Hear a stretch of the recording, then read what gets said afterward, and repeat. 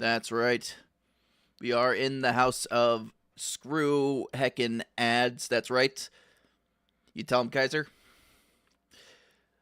Also, thank you again for resubscribing with your Twitch Prime. That's very much appreciated that you support the channel. Enjoy your benefits and emotes as always. Hello, everybody.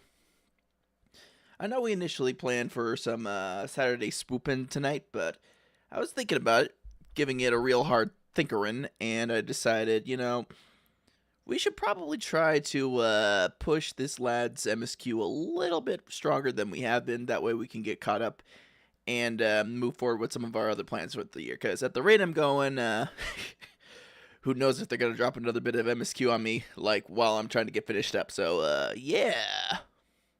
Yeah, so we wanna try to accommodate for that. Appreciate everybody being here, though. All right, and which button do I need to press here? Oh, right, this one. This is the one I need to press. Hi, hello, everybody. Hope you're having a good night. So yes, we are continuing on with the Xavier leg of this story with Voyage of the Outcast, so we should learn some things about this man's shortly. So if you guys would like to just chill out, do some riffing and stuff, you are more than welcome to stick around. I know Otome's not everybody's bag here, so if you guys would like to come back for another chill stream tomorrow night, we are going to be getting back to playing some Minecraft and be hanging with the peeps that way. So I hope you guys do stick around. If not, then we'll see you then. All right. I think, yeah, that's literally everything I had to talk about before we go. I suppose I could tear myself away from Dragon Quest 1 HD to crack just to fulfill my inner monologue duties. I mean, I suppose, if it's not too much. Nah, man, you chill. You chill. All right, it's time to go. It's time to go back to this video game over here. Pat bnuuy. Leah, how you doing? Leah, good to see you.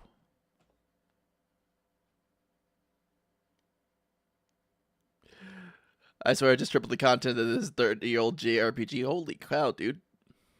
Guys, if you have not checked out Hephalia. Hi, Jake, how are you? Grandpa? I'm not that old.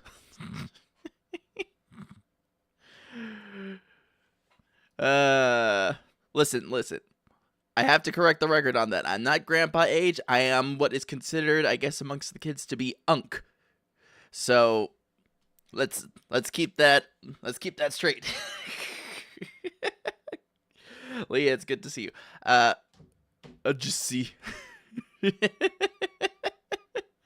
you guys haven't checked out Ophelia, she does this cool thing where she's kind of got a dual character thing going on, and she's also a very, very talented artist who I plan to throw some commission money her way when I can throw some extra money that way. So please be sure to check her out. She's actually, really cool gal. Hey, no, I'm way older than you. My kids are still in high school. So you're still in the cool older cousin age? You know what? I'll take that. I just, I had one YouTube commenter calling me like unk when I mentioned I'm in my mid-30s, so and plus I am an actual uncle to my sister's kids, so well, my sister's and brother's kids, so yeah, I'm kind of in that territory, you could say. Just see too.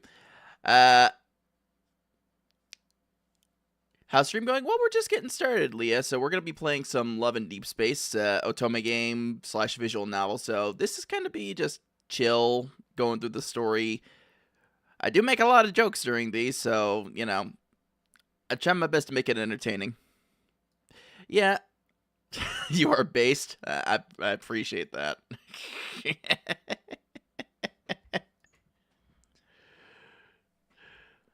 All right, but yeah, we've got to finish up this story and the MSQ at least up till current date, because I kind of made that promise when my friends helped me get to 300 follows on Twitch this last year. So I'm fulfilling my obligation.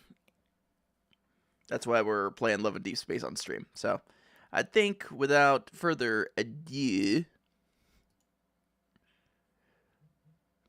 now let me make sure the game audio is going to come through just fine.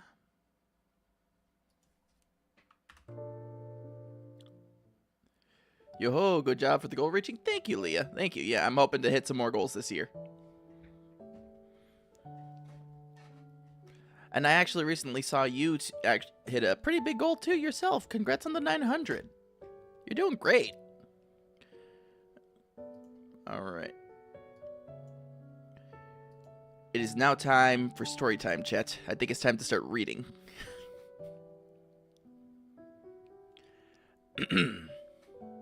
Yeah, of course.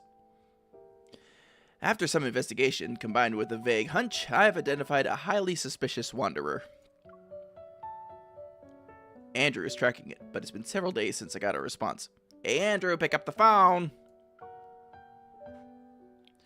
This lull allows me to test the new gear Simone modified for me before the next mission. The only problem is that my partner, who promised to join me for this trial, is late as usual.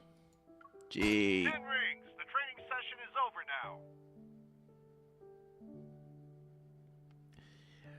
now. That's Simone for you. She can turn even the simplest sidearm into something extraordinary. I switch on the safety and put away my gun. My gaze drifts into the empty lane beside me. Looks like Xavier, king of tardiness, didn't get the chance to try out the new gear first. But at least I have the luck of a partner who's always thinking about me. Here he comes. Here's your pretty boy, chat.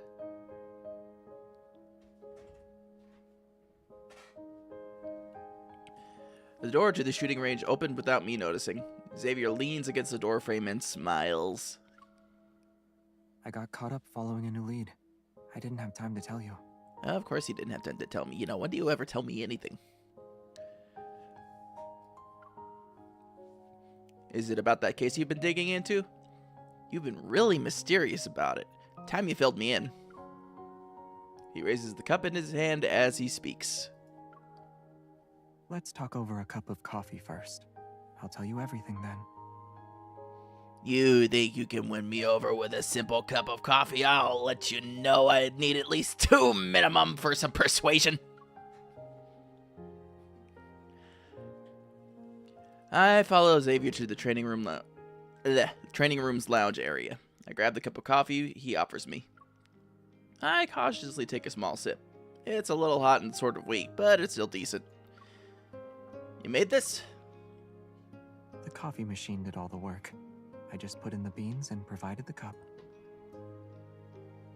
I'm surprised a futuristic society like in the world of Love and Deep Space hasn't already, gone farther beyond whatever technology K-Cups count as. The heck, man. It sounds like you didn't do much, but the coffee isn't bad. Hearing this, Xavier chuckles. So, your investigation is coffee-related? Certain people were smuggling painted protocore fragments in the coffee beans. I had to attend as a judge at the coffee contest. I figured that with all the effort they put in, there would be a clue about the ether cores. But all we got were some modified, regular protocores.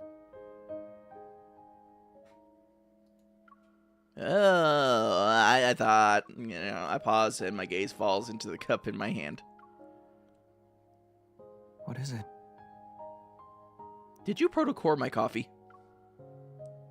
Since joining Special Operations, Xavier and I busied ourselves with tracking down leads on the Aether Cores. But I always had a feeling that he was carrying out this secret mission, even long before he joined. I also think it's connected to Xavier's other secrets, but this isn't the right time to delve into them. I hold myself back from saying, I thought you'd know something related to the Aether Cores whereabouts. I thought you had more solid leads than Simone and I. Oh, I figured you'd ask something more probing. I mean, I could ask something more probing. Where were you on the night of the 15th? How so? As if reading my mind, Xavier gives me a chance to steer the direction of this conversation. But when Xavier lowers his head in response to my question, it almost seems like he's slightly upset. Oh no, like he is the definition of completely devastated right here. You can see it in his eyes. Look at those eyes, Chad. He is just completely wounded. Isn't there anything you genuinely want to ask? Despite everything we've been through so far, I've never really pressed Xavier about his connection to the Aether Course. In that case...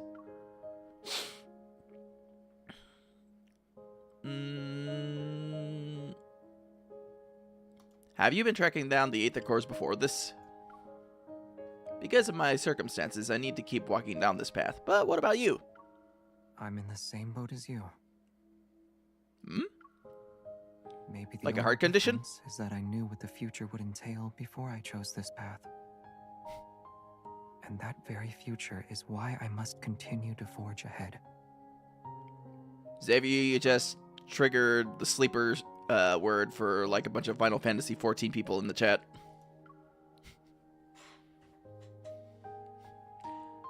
Noticing my thoughtful expression, he smiles and gently smooths the furrow between my brows. No, get away from my face.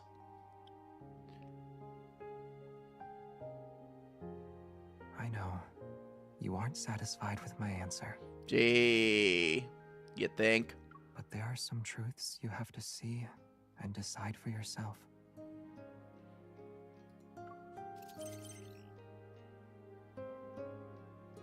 Xavier's hunter's watch, as well as mine, beep at the same time as he finishes speaking. Oh, convenient timing.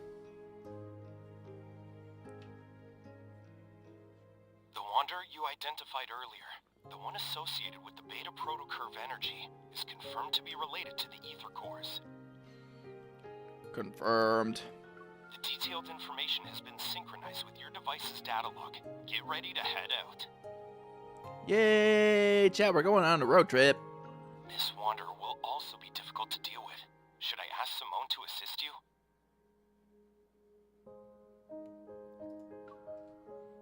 It won't be necessary. My best mission partner is back. That's right, Silas, get over here. The call ends. I raise an eyebrow at Xavier. I should witness the truth and answers I'm after for myself, but that doesn't mean I have to do it alone. One last question. I'd like to know if my partner is willing to fight alongside me for this, and whether or not if it's Hi, just for today. Jake. Whoa! Hey, Mimi! How you doing? May, we're playing more Love and Deep Space because I got a lot to catch up on. They dropped new MSQ while I was away. You have a headache? Oh no, take it easy on yourself, alright? Get some mood or get a nice little snack. Yes, Hot Spaceman. I forget, May, was Xavier one of your favorites? Because this is his branch of the three-part story.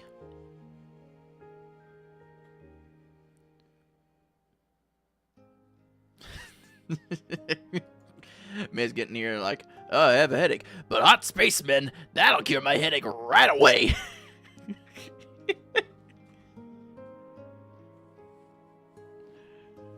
Oh, man. No, it was Silas and Caleb. Okay. Well, apparently, according to my girlfriend, Caleb should be in the chapter after this, I think. Maybe, kind of, sort of. But, yeah, we are going through a little bit of a Silas drought, I gotta tell you. I believe this answer will meet your expectations. I'll always be with you, beyond just today. And I will always love you. Yippee! That's a Yum Yum Man, yes. Okay.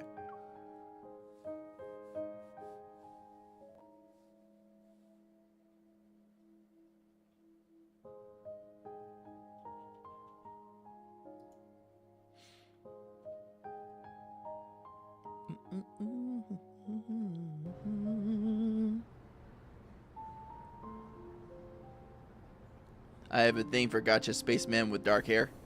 Oh. Well, I mean, wouldn't that also qualify Zane then? Because he is also kind of spacemanish. Alright, what did I miss? We're just barely getting started with Xavier. You know, the typical stuff, talking about like he's always late. Can we trust him? What mysteries do you hold, Xavier? Are you telling me the truth? You will learn, and I will stare at you in the face, and I will talk with you in the most flat monotone ever heard possible.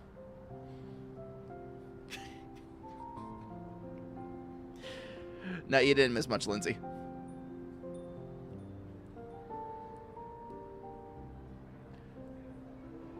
Alright. Oh, the snooze fest before the edgy love story arc. Yes. Exactly.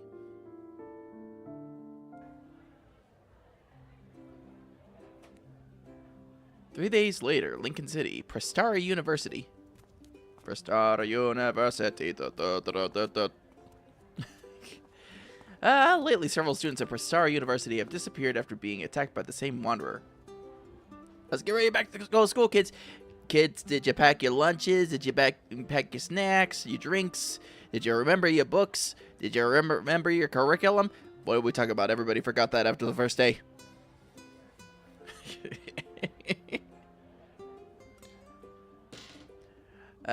Only to mysteriously reappear on campus a few days later.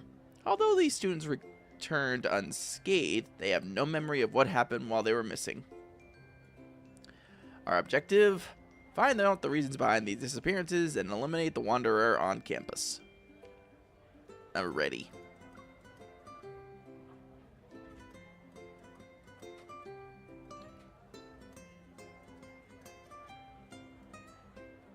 Zane, you couldn't come up with a better...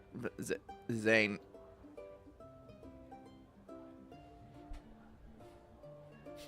Freaking Harry Potter looking ass.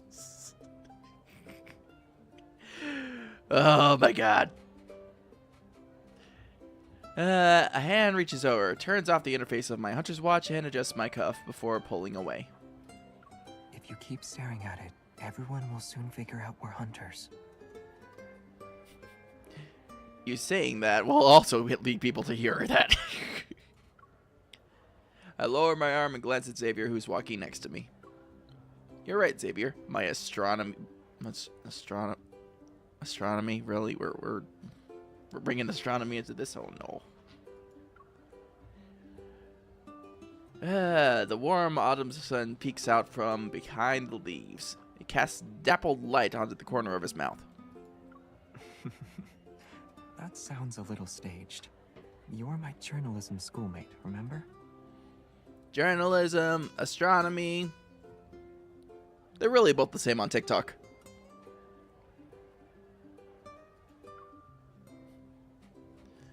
Three days ago, the wanderer that Andrew tracked using the beta protocurve showed up at Prestara University. Considering the recent student disappearances at the university, the association has assigned us the mission to eliminate this wanderer. To prevent any unnecessary panic, Xavier and I are pretending to be students. With the university's help, we'll be conducting interviews with the attacked students under the guise of a campus TV station. You're walking too fast. Listen, I'm a little, like, 5'2" girly pop, man. I can only use my legs so much. My wrist is gently pulled, bringing me back to the moment I realize I've been rushing. This is the pace I'm used to when I'm on a mission. Dun, dun, dun, dun, dun, dun. Out of my way, one side! I look around and purposefully slow down. But we finally found a wanderer that's connected to the ether cores. I'd rather move quickly to prevent any problems from happening. You seem eager. Aren't you? Xavier adjusts my backpack strap as it starts to slip. Information about the ether cores is always shrouded in secrecy. Out of 100 leads, one might get you somewhere at best. Somewhere. This lead seems unusually straightforward. It is a little suspicious. It's almost as if it's been set up for us to find. Is that what you wanted to say? It's just a guess. You might be right, but with the lead right before our eyes, I can't shake the feeling that we need to check it out ourselves. Yeah, you really are the powerful and impressive evolver everyone's been talking about. But before we meet those students, our first job is to act as students. Well, fine. Okay, I'm just going on to the student coffee shop and I'm going to slack off from class. As we talk, we end up walking down a tree-lined path and arrive at a bustling square. Around us, numerous sleek, temporary booths are set up. Students are excitedly weaving through them. Weaving. I could say Prestar weaving. University Club Recruitment. There are so many people. Let's take a different route. It's almost time for our scheduled interview, and it wouldn't look good on us if we were late. Yeah, I too was the kind of person that just kind of like avoided people at large when I was at college. Well, community college, but you know, that's as far as I got. Chad, how far did you get with schooling?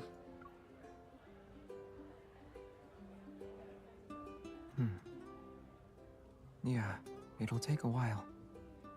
But how about we use this opportunity to relive our student days for a bit? Relive our student days? What the heck are you on about? How are we gonna do that? Xavier stares at me, then he fixes my hair and takes off his non-prescription glasses. Faker.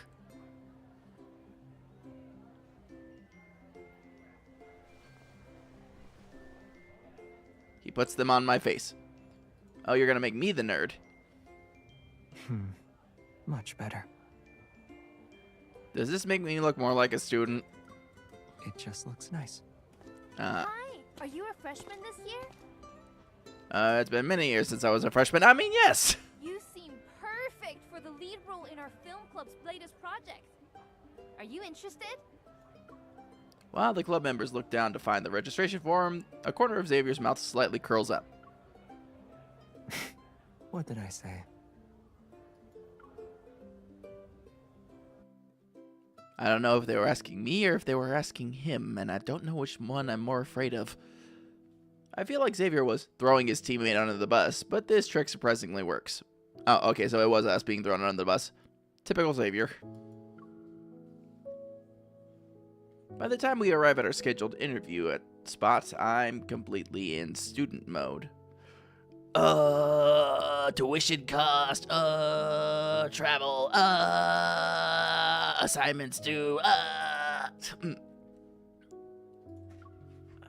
Hello. I'm the student council's vice president.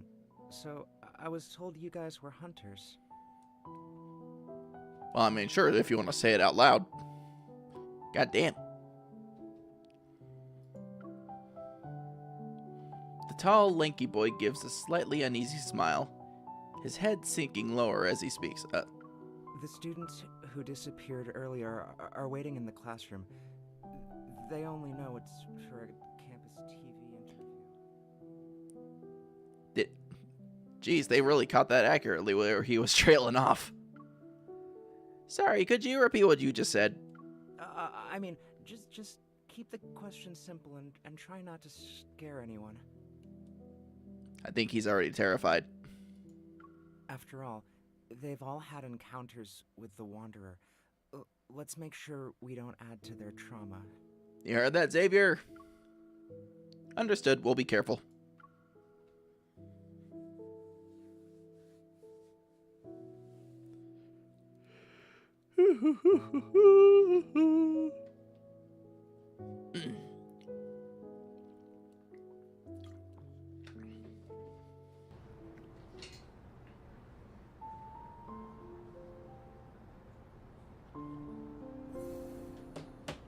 Number 3.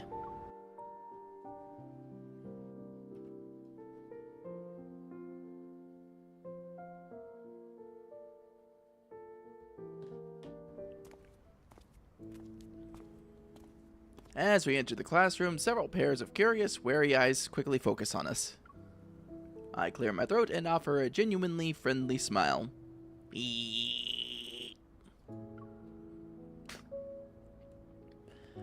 Hi, I'm a broadcast journalism major and a member of the campus television station. This is my partner. Xavier steps forward but doesn't speak, which prompts me to continue. He is the one who will handle the microphone and camera. He's an astronomy major. One simple introduction doesn't achieve the effect we wanted. Gee, you think? Perhaps the Wanderer did give them quite a scare. They scrutinize us warily, but no one responds. Hi, Oh wait, what was somebody talking? A bag full of drinks appears from behind the door. The person holding it hesitates, struggling to gesture a couple of times. I take the bag. The vice president shyly smiles, then suddenly moves to sit by the classroom's back door. He's definitely an introvert. Cooperating with us on the university's behalf must be tough for him. Yeah, he wants to go home and play his own visual novels. We gotta let this guy free soon. When I distribute the drinks with Xavier, the classroom's tense atmosphere begins to soften. That's true. Guys, if you want to befriend a whole group of college-age kiddos, like, you gotta make sure to bring the snacks and the drinks, man. That's just how you do it. That's how you win them over. As I come up with an appropriate icebreaker, Xavier nudges my elbow. Oh, right. Didn't we meet up downstairs this morning? Memory of a goldfish, apparently. I'm confused, so I manage only a grunt in response. I think I forgot to check in for my morning class. You're an astronomy major. Aren't you taking Dr. Ulysses' course? Uh-oh, somebody's in trouble. It takes me a moment to realize that Xavier's somber tone doesn't match his hopeful eyes. As I move the chair, I lean in close to Xavier's ear. Did you do your research ahead of time?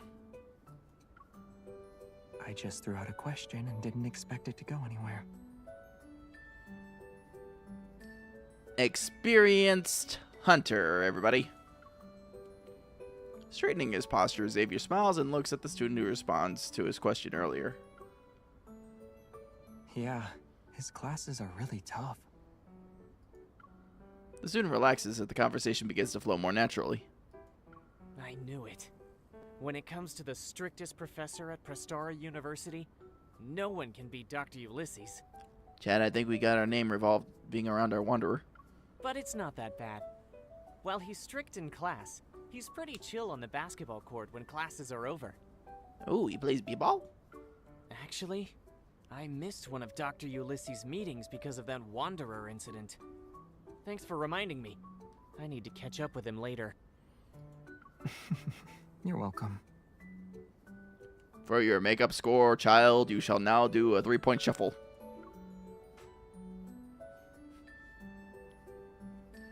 Xavier adjusts his position and gives me a knowing look. I don't know. I look at this man's face and I don't see knowing. I just see kind of like, give input, please. Receiving Xavier's cue, I quickly switch on the recorder and casually throw out a question. Besides missing out on that meeting, can you tell us a bit more about what happened after that attack? You can say whatever you want. Don't worry, we won't disclose any personal information. The students exchange looks. They seem resolved to speak. I'll go first then. I'm not sure if it's just me, but his eyes seemed to go blank for a moment after he said that. Now, that's pretty typical.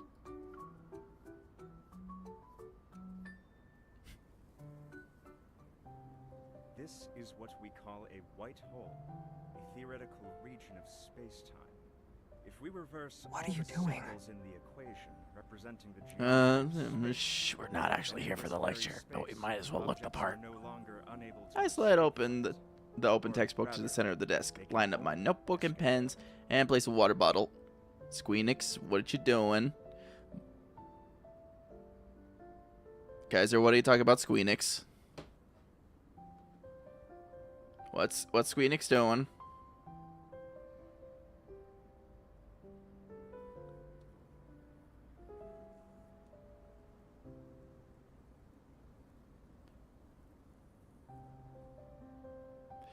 I just took a flower to a bunch of fairies, and the response was, "It makes me feel all hot." and bothered.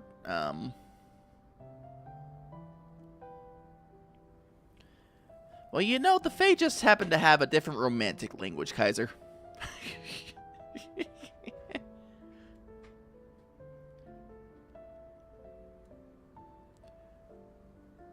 And place a water bottle to the side. Your desk is so neat. It's only a matter of time before the professor notices. According to a student's account, the incident occurred outside the classroom. He was heading to a meeting with the professor. I decided to talk to this professor to see if we could gather any new clues. So I dragged Xavier with me the next day, and we snuck into his class. Yeah, it's a perfect disguise. The way you quickly claimed a seat in the back was nice and clean, too. You're being way too complimentary this time around. The back row is the VVVIP section. It has a great view and ambiance, perfect for relaxing, entertainment, and even spotting two students in the back row secretly holding hands under the desk, I casually changed the subject. Where did you prefer to sit when you were in school? I didn't have a particular preference, but I usually sat in the back too. The sunlight was nice, and the breeze was refreshing. How comfortable were the desks and chairs? They were okay. Chat, were you guys back row seaters? Or did you sit up front? Or were you more like in the middle if you went to school? Inquiring minds want to know. As our casual chat drifts on, I flip open my notebook and turn my attention back to our mission. Even though we learned a lot of details from talking to the students affected by the attacks yesterday, we didn't find anything notable. Those 5 students were either normal people or evolvers. They encountered the Wanderer in various spots, and some were on the tree-lined path, and others were in labs, and they woke up in different places afterwards. This Wanderer doesn't seem to be limited to indoor or outdoor spaces. There's no clear pattern to where it shows up. It's not completely random, though. Xavier takes a pen from me and draws a few circles on my notebook. All the incidents happened at night. If that's connected to the Wanderer's behavior, then we can narrow our search. Also, all these students just started college this year. Does that mean something? Well, it definitely sounds like it's going for the fresh night class crowd. Maybe this Wanderer thinks freshmen are easy targets. Guys, it's confirmed. The Wanderer is a college bully. Case closed. Then it must have access to the university's enrollment system. I flip through the notebook pages again and again, yet nothing clicks. Seems like the Wanderer is targeting the students at random, but I can't believe it's just coincidence. In this world, many coincidences are often part of a larger scheme. In this world. These students are being chosen for a reason. We just haven't figured it out yet. Some Wanderers do target certain individuals. For example, You, over there. there's the infamous Dr. Ulysses. Realizing the sudden silence around me, I look up to see Dr. Ulysses on the podium. He's smiling. Yes, I'm talking to you, young lady in the back row. You sure about me? You know, there could be other girly pops over here. Come up here and show everyone what a Morris Thorn wormhole is.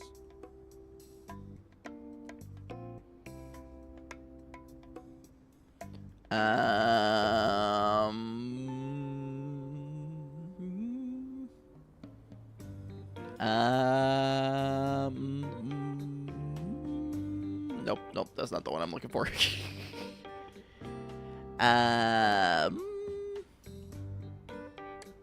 I think we're just going to, we're just gonna see ourselves. I suddenly had a thing come up, Mr. Ulysses, Mr. Dr. Professor Ulysses. Yeah, no big deal. I'll be back. Just running to the bathroom real quick. Don't wait up for me. We'll be fine. We'll be fine. We'll be okay. Yeah, you know. Okay.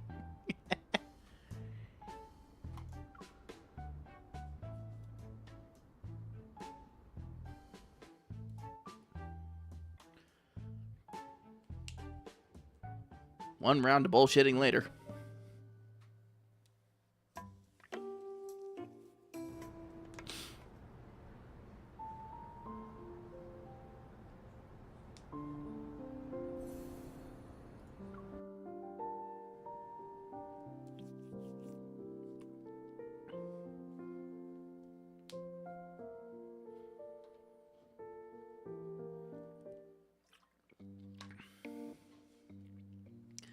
I never thought I'd get caught talking in class. For a moment, I'm stunned and don't know how to respond.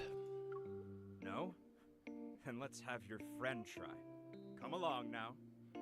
Xavier, throw me under the bus again! I tug at Xavier's clothes and quickly whisper, "Let me do it. If I mess up, I'll just apologize." Xavier reassuringly squeezes my hand, stands up, and confidently walks to the podium.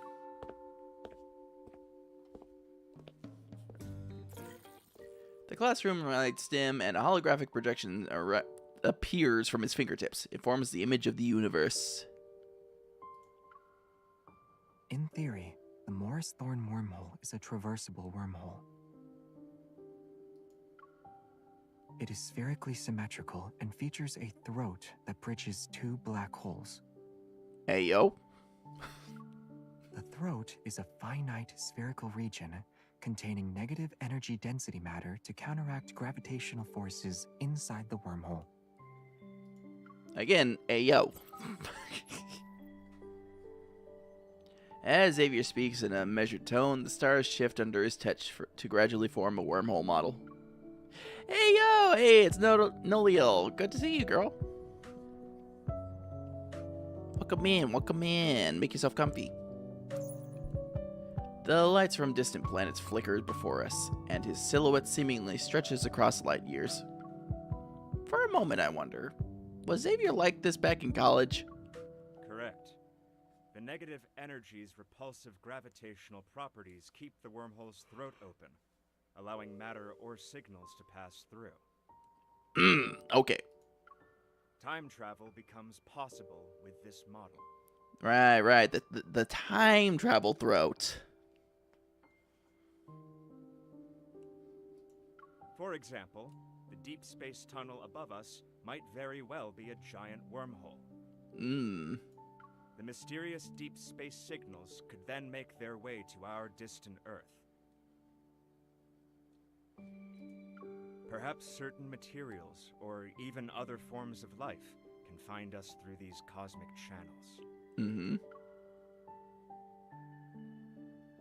What are you thinking about? I snap back to reality. Xavier has crossed the starry expanse and now stands before me. He's within arm's reach once more. I'm curious, were you really an astronomy graduate? Who knows? I have too many diplomas at home. I need to check first. Oh yeah, humble brag right there. Humble brag. When the bell rings signaling the end of the lecture, the classroom empties out quickly, even though it was packed just moments ago. As the professor starts to pack, I approach him. I'm about to ask about the students who were attacked. Xavier, have you been a deep space hunter for so long that you want to relive your college days? Said with all the warmth and familiarity of a DMV.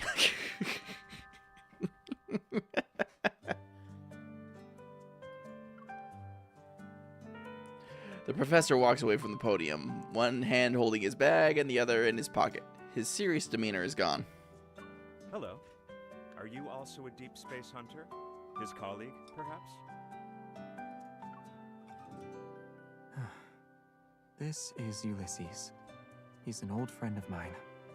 Now he works as an assistant professor. I was promoted to associate professor 2 years ago. Oh. Congratulations. Thank you. First, there was Jeremiah, the mysterious florist. Now it's a university physics professor. I'm once again shocked by how unpredictable Xavier's social circle is. Let's get back to business. You're not the type of person to visit without a reason. Did something happen at the university? Wait a minute, you had like 6 students or so have all that happen when they're missing stuff. How does this guy not hear about that crap? I'm on a mission. Well, if you're involved, it can't be just any mission. Should I be expecting a major incident to take place? Well, just maybe, kinda, sorta. We're not at the point of resolving that plot point yet, but, we'll get there. Looks like I'm not the only one who has a certain impression about Xavier. But this gives me a perfect opening to ask him about the Wanderer. Dr. Ulysses, we heard one of your students was attacked by a Wanderer and went missing for a few days. Were you in the area when this happened? Ulysses pauses for a moment before nodding. I was in the lab preparing for a meeting when I heard a scream outside the room, but I didn't find anything even after looking around. I later learned that a student had been attacked by a Wanderer. Fortunately, he wasn't seriously injured. Looks like Ulysses didn't see the Wanderer. I'm a little disappointed. Did the lab's flux stabilizer show any reaction? No. Ooh. I immediately get what Xavier is hinting at. If the flux stabilizer didn't react, then the Wanderer's metaflux fluctuation level must be below 50. There are only a few Wanderers capable of such stealth. Our search is narrowed considerably. It's also possible we're dealing with a modified Wanderer. As if reading my mind, Xavier reveals another observation. I nod. Naruhodone. Got it. I'll ask Andrew to compare the protocurve data with possible Wanderer profiles. Wait, I just remembered something. Uh-huh. The flux stabilizer can't detect that level of metaflux. However, the research center's RMFMA might. RMFMA? But the research center isn't even near here. It was moved to the campus earlier this year, so it's not that far away now. Oh, how convenient. It should have captured the metaflux fluctuation and its dynamic range when the Wanderer appeared. Double convenient. Then we can use that device for a bit. RMFMA. It stands for Reflective Metaflux Field Monitor and Analyzer. A flicker of doubt crosses my mind, but I push it aside for now. I wait for Ulysses to respond. Sure. As long as you have the clearance to operate it and access the system, you can use it. Yeah, I'm pretty sure Xavier's got like 57 clearances. But we don't quite fit those requirements. Let's go. Huh? Xavier picks up my backpack and turns to Ulysses. Aren't you going to lead the way?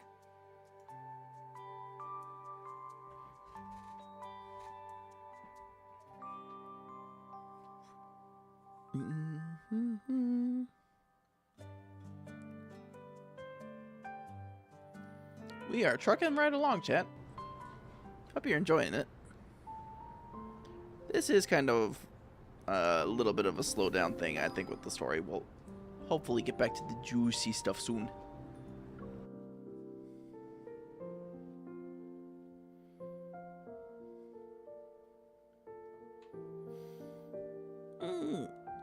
Stretch.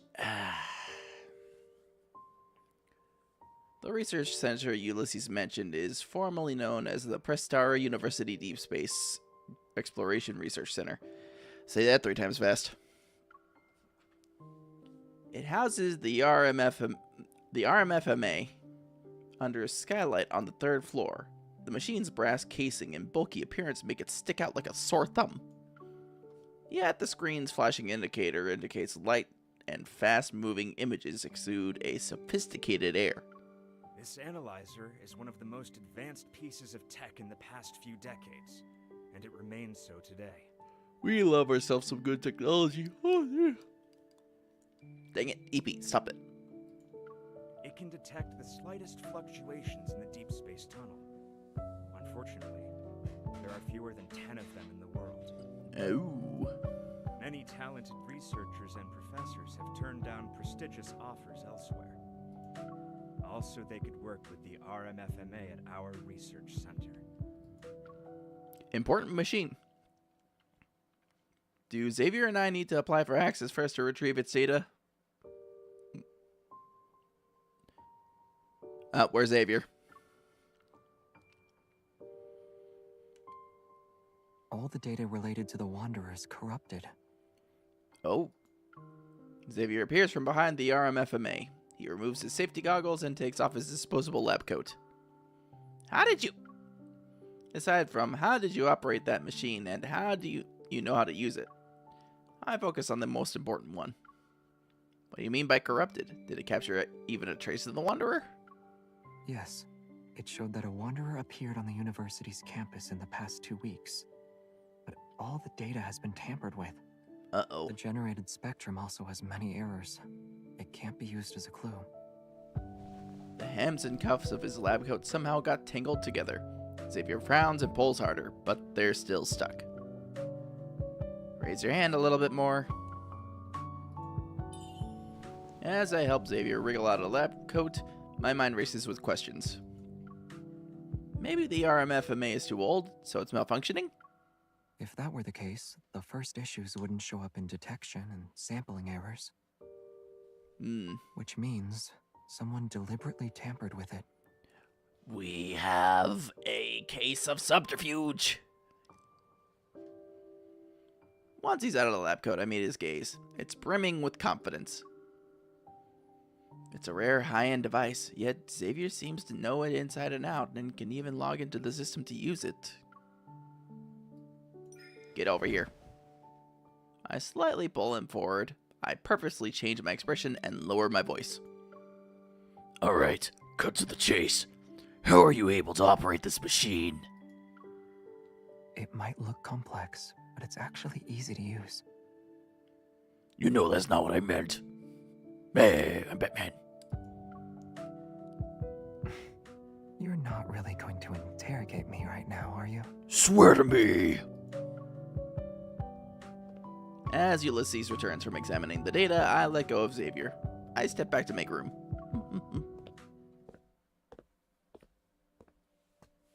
The data is corrupted, and just as you suggested, someone probably tampered with it. Dancing. However, the research center is a secure, newly built facility that few people can access. If we include me, only a handful of researchers work here. Also, hi, Rahela. The last It's your system man, login was Xavier's. recorded to be over a month ago. Has anyone else been in here the past 2 weeks? Hello, YouTube. Ulysses thinks long and hard. Did you forget which men were your mine? I might have forgotten which men were yours. I might have.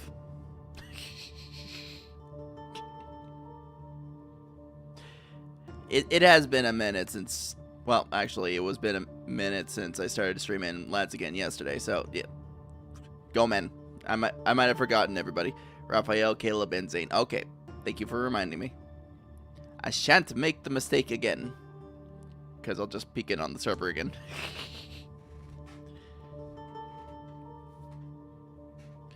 Alright. That's right, it was Mina that, really likes... No, I could be wrong. I'm thinking it's Mina that really likes Xavier, but I could be entirely wrong on that. I better double check that. There was a study event here for new students. Part of the event included a tour of our facilities. That was when we introduced them to this analyzer. Ooh, the analyzer. The new students who started this year. could it be? Those 5 students who were attacked all enrolled this year. Mm-hmm. Xavier voices my thoughts. I take out my phone, check the school's official website, and quickly find the articles about the study event. 5 students were selected. They are... Here. Xavier points to the 5 names displayed on the screen. All the students who encountered the Wanderer are listed. The study event, the tempered device, the elusive Wanderer. Everything starts to connect. This isn't a coincidence, Xavier.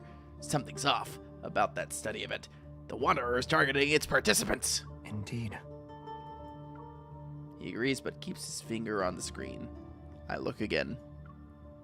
Group leader, Soren, vice president of the student council. I had a feeling it might be with Mr. Quiet. Hello. I'm the student council's vice president. So, I was told you guys were hunters.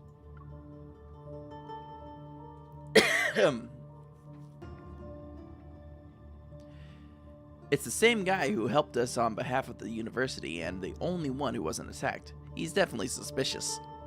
Yeah, typical trope where the criminal tends to help out with the investigation. There's only one way to find out. I'm contacting him right now. Vice President, you better step away from your visual novels. I don't care which route you're on. We got questions.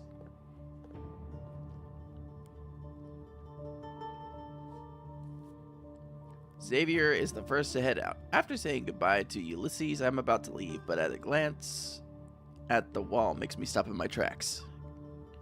Instead of a certificate, there's an old framed group photo at the top. It's yellowed with age, and the faces in that photo are all a bit blurry. Yet the person who's on the edge. I look closer, and that indistinct figure suddenly comes into focus. It's Xavier. Yep, that tracks.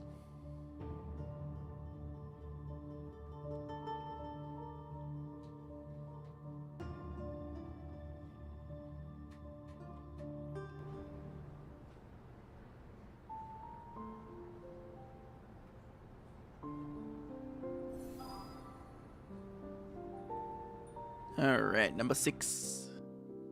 We should have ads coming up here pretty soon, too, just FYI.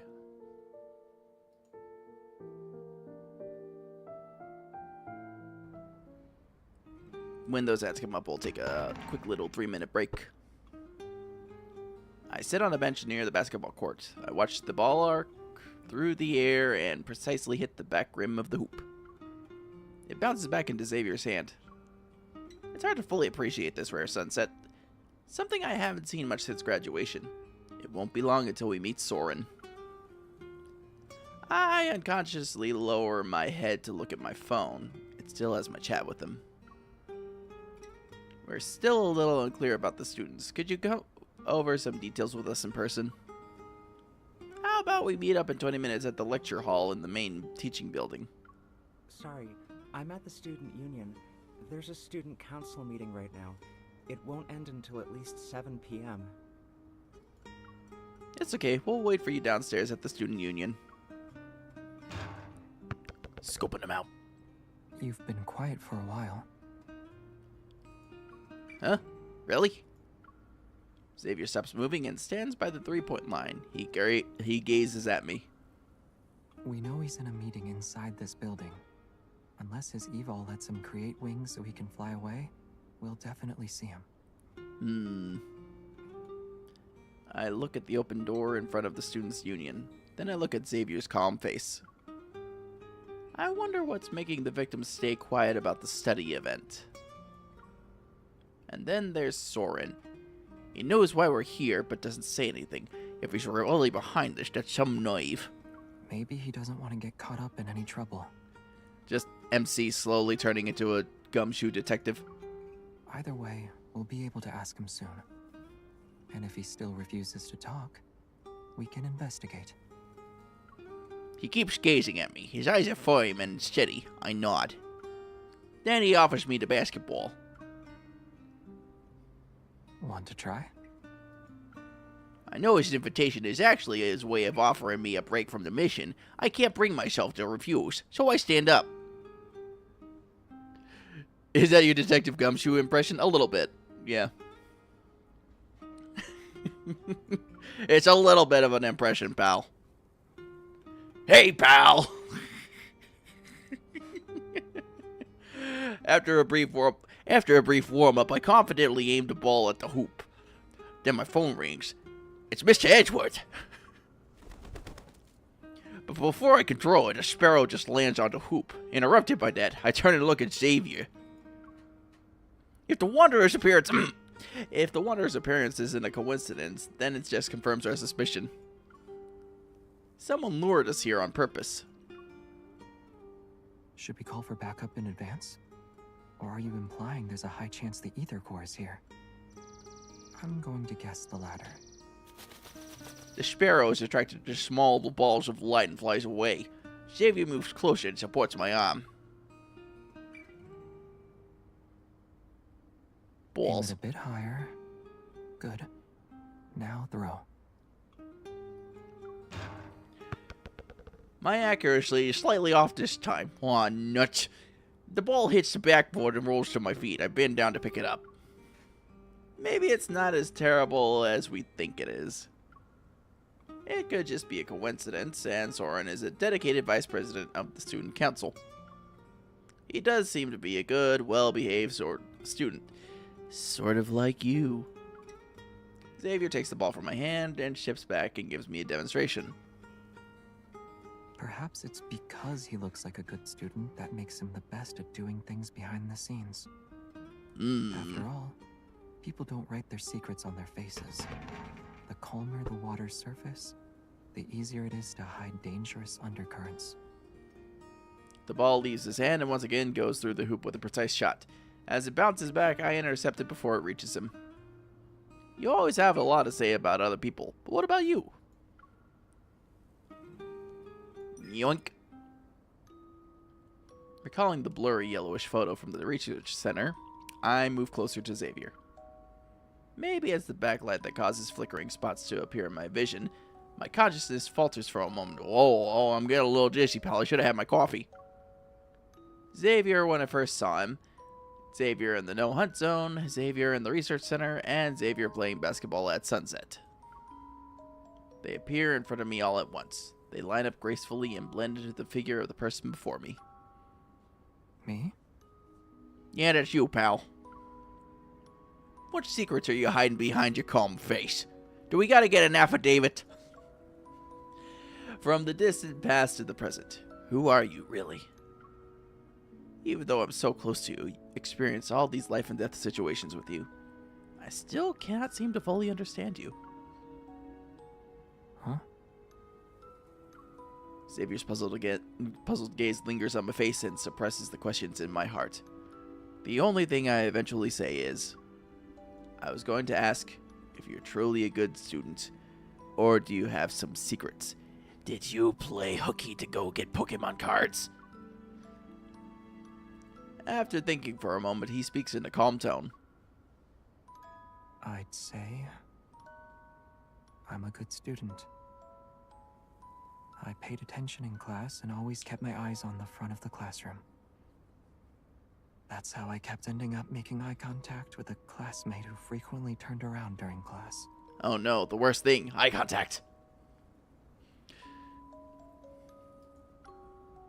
He looks at me with a knowing gaze. I look back into his...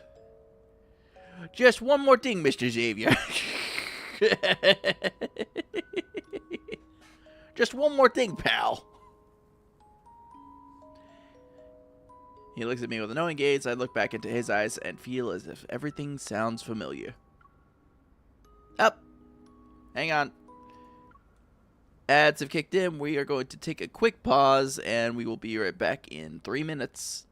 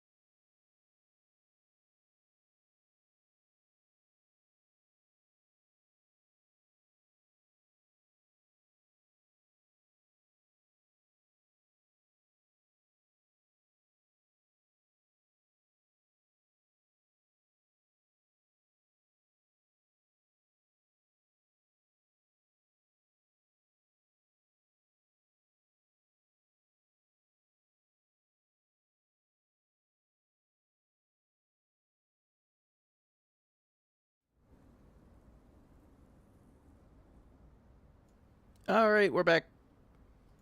Thank you guys for sitting through that. We now continue with the Xavier shenanigans and the investigation of MC Gumshoe. Maybe a classmate just wanted to check the clock at the back of the classroom, see how much time was left before class was over. I did that all the time when I was in my high school, you know. Could never really quite tell which time it was. The day was passing so slow. Oh. You're asking if I have a hidden side to me like Soren? I mean, you know, Xavier, that's pretty much all but confirmed, but, you know, we're not ones to make comments on tropes too much around here. He responds with a question. Now it's my turn to think about the answer. Fortunately, Xavier doesn't seem to expect one from me. Instead, he slightly lowers his head as if he's talking to himself. But the parts of me you think you know, and the parts you think you don't know, they make up who I am. I am all of me. Right here in front of you. We no longer pay attention to the basketball. Imagine if MC was her name. MC Gumshoe reported for duty. Yeah, true.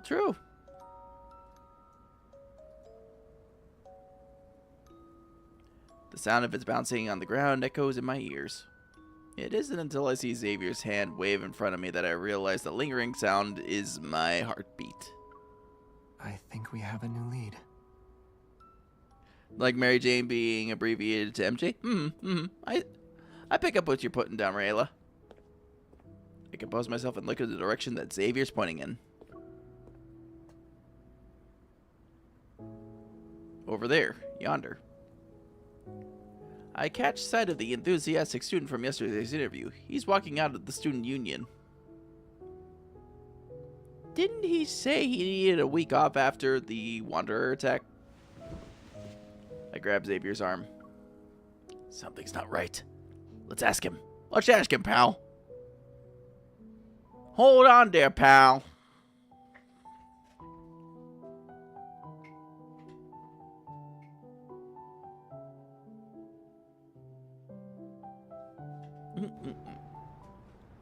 Sorry, just got a crack in my neck.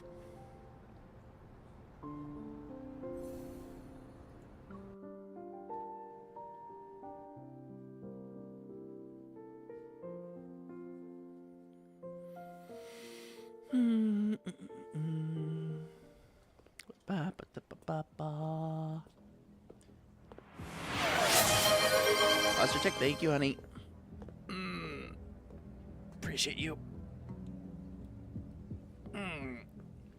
Before we get close, the student immediately recognizes me and Xavier. He excitedly waves at us, like a... What a coincidence. Why are you here?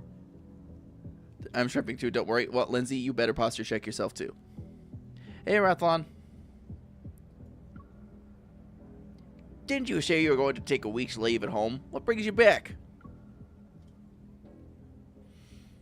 With no time to lose, I get straight to the point, but the student looks confused. Time to pull out the evidence, Mr. Edgeworth. Huh? Did I say that yesterday? I don't remember at all. To be fair, most kids in like college age and that kind of stuff don't really remember the last 24 hours either, so. After the attack, my friend said my memory had gotten worse. I thought I was getting better over the past couple of days. I don't like where this is going. I exchange a glance with Xavier. My eyes are saying, something's wrong. And my shoes are saying, God damn, we need to retie our laces. What do you remember then? I feel like Zane is more Edgeworth. Oh, he is definitely Edgeworth coded. Hands down, he is Edgeworth coded. Do you recall attending a study event around 2 weeks ago? Then again, Zane's parents are still alive. Oof. Damn. Damn.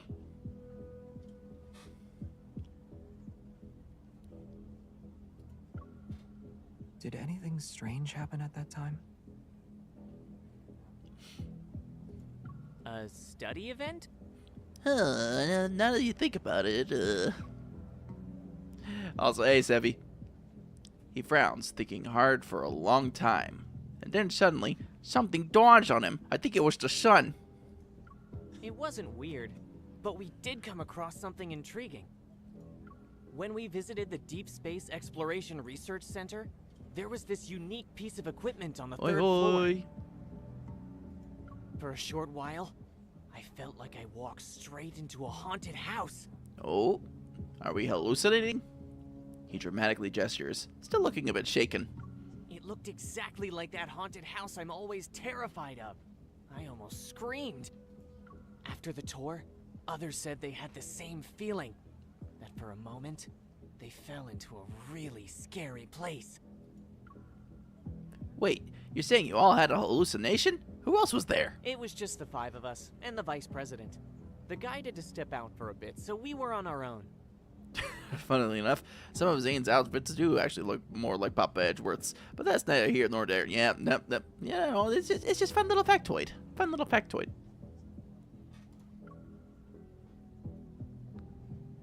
It's not a hallucination. This is something the RMFMA can also do. You mean somebody turned the RMFMA to put them in this scary haunted house? It's not even Halloween, Mr. Edgeworth! To make a long story short, it's like recreating a plane of existence and overlapping it with our reality. But only a few people know about this.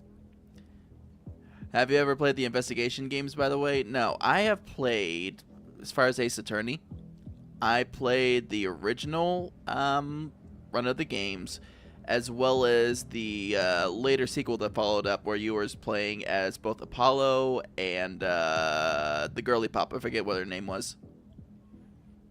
The one that was more CG, and then we eventually got, Nick back in the final case. Athena, thank you.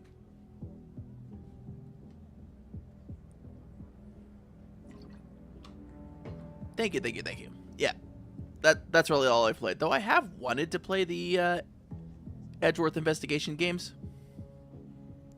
I wholeheartedly recommend the Investigations duology. I shall take that as a note. I think I've got it wishlisted on my Steam too. So let me take a quick gander there. If they got released, hang on. Quick sidebar. Taking a look.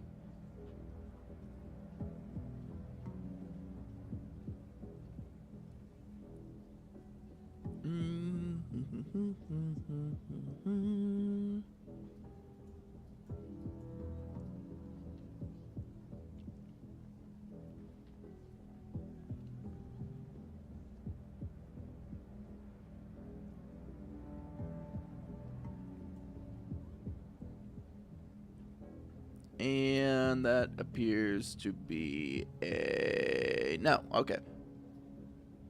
Not on my wish list, but I also don't know if they're actually in the store themselves. We switch. Especially now that the second game is finally out. After 14 years in localization limbo. I know, right? Like, wasn't there a point in time where the only way you could actually play it with a translation was just the fan translate? What the heck are you recommending to me, Steam? Hang on. There we go. Ace Attorney Investigations.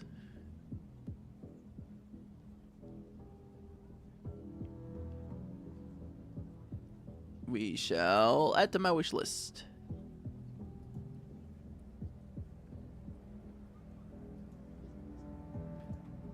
And I think I just saw the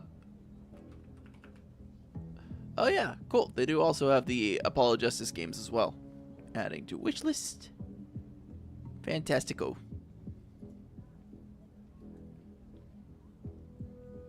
Alright, yeah. Got those saved on the wish list for later playthrough.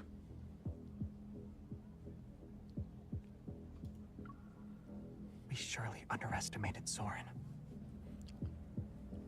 Xavier grabs my wrist with one hand and supports my back with another. Hold on. Okay. The research center. He'll get there before us. Oh, I see what he's doing. He's grabbing us to just up and run. We're on our way. Daylight's last glimmer sinks below the horizon and night arrives. As we stand in front of the research center again, the building takes on a more mysterious air under the night sky. Soren stands under the skylight on the 3rd floor. His back faces us. You're quicker than I thought. Now listen here, pal. You can't just be going around giving people hallucinations. It's not very nice. Ain't that right, Mr. Edgeworth? I should have known the moment I saw you.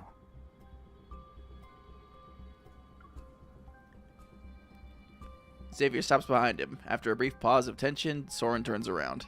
Do you think you can still order me around, Xavier? He has a glance at me, then looks away. You can't, and neither can she. A sudden gust of wind stirs the indoor air. My heart trembles as I sense a faint energy fluctuation. Oh, my heart. Oh, my ticker's going off again.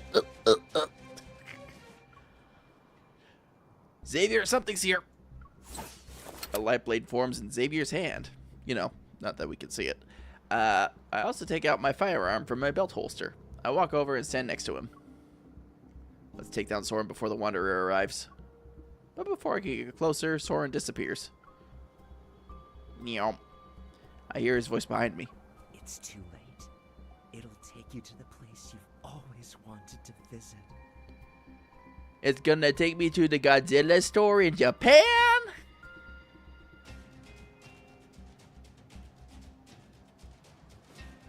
No?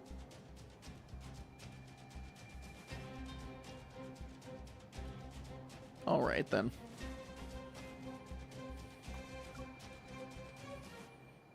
He could also teleport? Could he be? The intensity of the energy fluctuation significantly soars. Xavier's Hunter Watch, his mind will beep at the same time before I can react. In a shadowy corner where the moonbeam doesn't reach, a colossal beast is stirred to life. This energy, it's fierce. Sasha fierce. An ether core. It can't stay here. We need to lure it out. The light blade cleaves through the heavy darkness. Its shockwave ripples to the end of the corridor. The Wanderer pauses its assault before creating an even fiercer wall of wind. It charges towards us once again. You took the bait. A huge shadow looms over us. I turn around and aim my gun. The expected proto field doesn't materialize. Instead, I feel a sudden coolness on my face, as if I'm being pushed through a barrier. Out of the corner of my eye, the RMFMA lights up. Before everything goes completely dark, I reach for Xavier's hand. And I grab nothing. No hand-holding! God damn it. We were robbed of hand-holding tonight, chat. Didn't even get to touch man-titty. What does this world come to?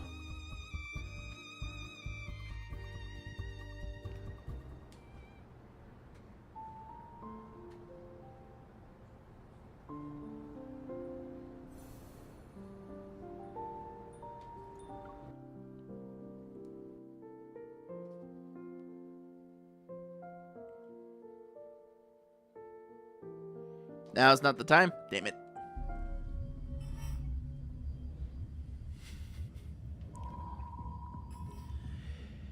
Nebulae tranquilly hang in the sky as if they're the eyes of the universe. Faint rays of light spill over the shadow of trees that sway like waves. You gotta save the hand holding and titty holding for a time where you can appreciate it. Well, I mean, you got a fair point there, Rohela. This feels like a protofield. Countless waves of both strong and subtle forces swirl through my heart. I stand in this unfamiliar forest enveloped in thick fog. This definitely isn't a regular protofield. The energy here is erratic, and the fluctuations are violent. Silent Hill! Xavier, can you hear me? I call out to him several times, but only the wind's rustling of branches and leaves answer me. He was probably dragged into the protofield too. I have to find him quickly. I look up and a meteor streaks across the sky. It leaves behind a trail of fire as it flies past the tops of tall trees. A meteor. Several more follow suit, but before I can say more, all of them are heading towards one side of the forest. I can't help but follow them. In an instant, the night sky is ablaze with countless rays of light. Meteors pour down like rain. They disperse the fog and darkness which plague the forest, and they fall in the same direction. we fall. Are they guiding me? I walk faster, gradually quickening my pace until I break into a sprint. Like me, the meteors fall even more intensely and rapidly. It's as if they're urging me to run with all my might. Hey, is that you? I don't know, disembodied, muffled voice. This voice, Xavier. Answer me. Where are you? Even though I can clearly hear Xavier's voice, I don't know where it's coming from. Or is it in front of me? Or is it echoing from the depths of my heart? Brilliant arcs of light flash before me as the wind's whistle resounds in my ears. My heart surges, overwhelmed by the surrounding chaotic energy. I have a bad feeling. Please stay safe, Xavier. I hope nothing bad happens to you.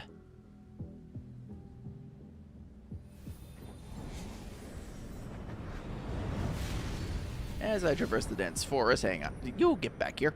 A mirror-like lake suddenly comes into view. Meteors streak down, falling into the expanse where the lake meets the sky. You stop that. The energy fluctuations get even stronger now. It pulls at my heart to a point where I struggle to breathe. Overwhelmed, I stumble and sink into my knees. I'm not interested in playing hide and seek. Ah, there he is. Come out. Xavier? I frantically look around and spot Xavier near the lake shore. Another figure quickly appears in front of him. We're old friends at the end of the day, right? But you decided to greet me with a sword. That's cruel. Soren? No, that's just an illusion. Soren adjusts his glasses, and his previously friendly, bashful expression vanishes. You haven't changed even after all these years. You're still afraid of Starfall Forest. As if you're any different. To you, the ends always justify the means. Uh-oh, there's some history here. What are you trying to say? You have no right to criticize me! Soren's having what we call a little bit of a melty down.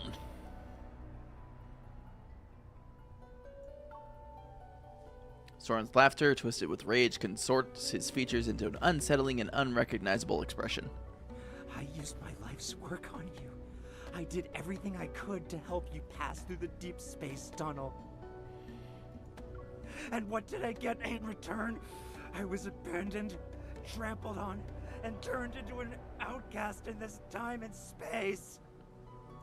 Those were the rewards for your choices. His figure vanishes with his words. He appears in front of Soren in the blink of an eye, the tip of his sword poised to kill. Countless sharp light blades rain down on Soren. Only his panicked voice can be heard within the dazzling spectacle of light. You. Killing an apparition is a waste of time. Then why did you dodge? A beam of light descends and the apparition is sliced in half. It's not just an illusion. Somehow it and his actual body are connected. Struggling, I rush to help Xavier, but I fall again. Oof! The energy in the surrounding area has changed. Wait, Xavier's evil is... Xavier's flurry of attacks continues, and there's no room for counterattacks. Nothing is out of the ordinary in terms of his appearance, yet. His usual serene spark of light scatters and fly chaotically around him, as if they've lost control, agitated, or consumed by something. He's Time to put an upsetty end to this charade. Wait! spaghetti. You can kill me. But what about her? Yes, Thunderbird, more lads. We're playing catch-up big time. A meteor falls into the center of the lake. It awakens a sparkling light that twirls into a vague illusion. It's so vague! The silhouette wears a hunter's uniform. It's hard to make out, yet it's unmistakably familiar. It's... me? Are we going to have girly pop on girly pop violence?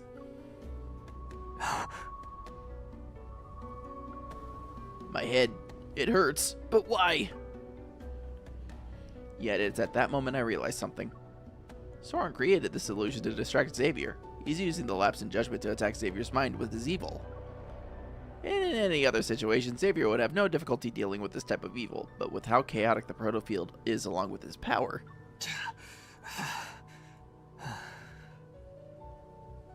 Yeah, the Xavier fangirls ain't good at that part. Xavier falters, but he slowly regains his footing. When he raises his head, his unfocused eyes resemble a frozen lake. They're cold and empty. It can't be her. She's not a sacrifice. I will put an end to everything.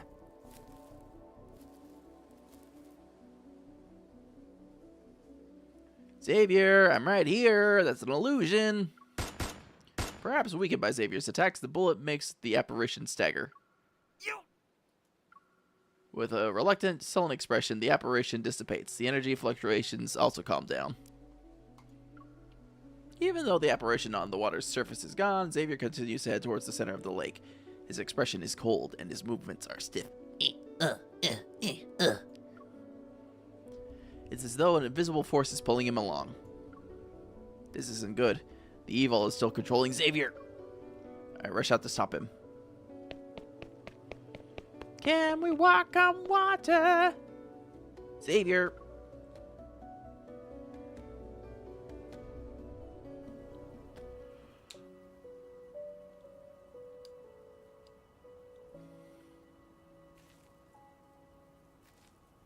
A planet that uses to survive.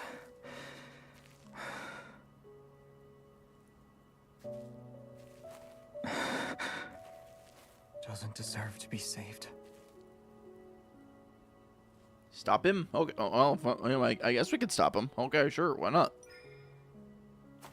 Come back to reality, Xavier. Don't lose your...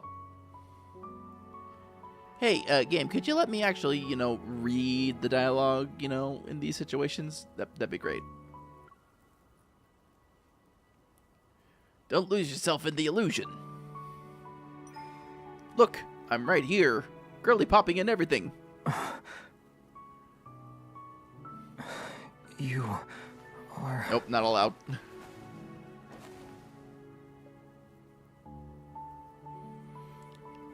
Pat, buddy. What's wrong? Are you hurt? You can't stay here. Run. Otherwise, you'll... as well.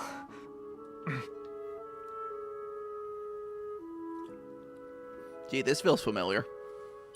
His power's fading. Is space trying to consume him?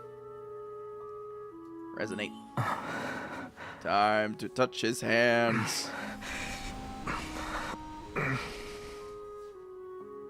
The power of hand-holding isn't working. What's going on? Why can't I control your evil?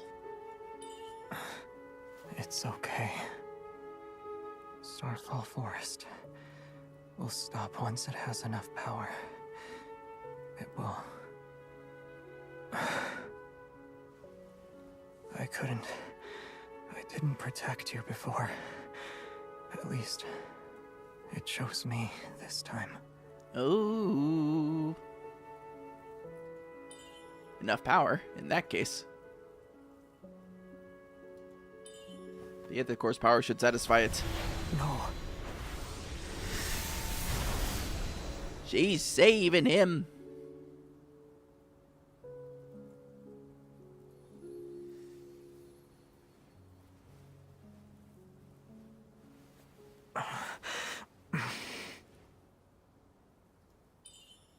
Xavier? You really are reckless. I mean, all I did is touch some man titty in dramatic fashion.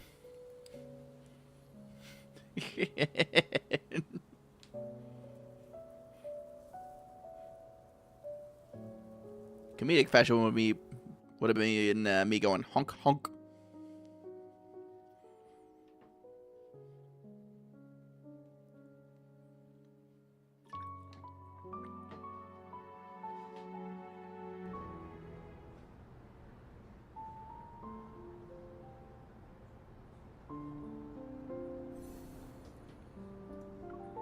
Nap time. It is nap time.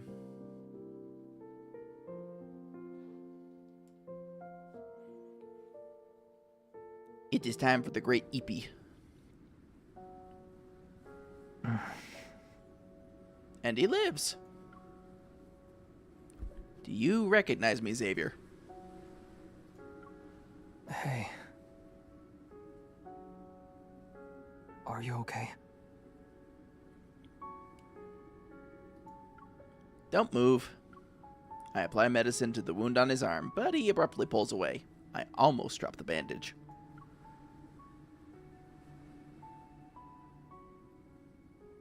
Xavier ignores my command and grabs my shoulders. He gives me a once-over. Inspect the small.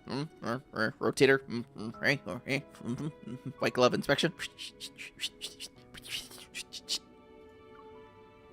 I'm fine. Don't tell me you're underestimating the power of the Aether Core.